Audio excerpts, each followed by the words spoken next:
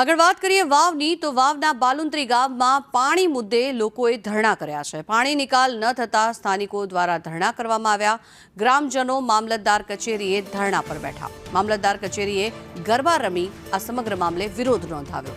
લગભગ 25 દિવસ બાદ પણ ગામમાં વરસાદી પાણી ઓસર્યા નથી। તાત્કાલિક ધોરણે પાણી નિકાલ એ ગ્રામજનો દ્વારા માંગ કરવામાં આવી રહી છે। ત્યારે વાવ તાલુકાના બાલુંત્રી ગામમાં પાણી નિકાલની વ્યવસ્થા માટે સ્થાનિકોએ ગરબા ગાઈ વિરોધ નોંધાવ્યો।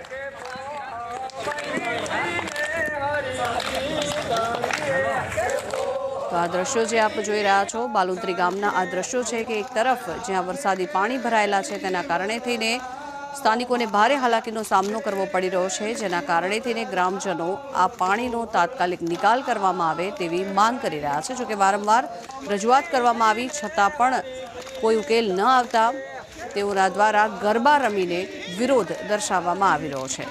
આવો સાંભળીએ તે લોકો શું ગાઈ રહ્યા છે।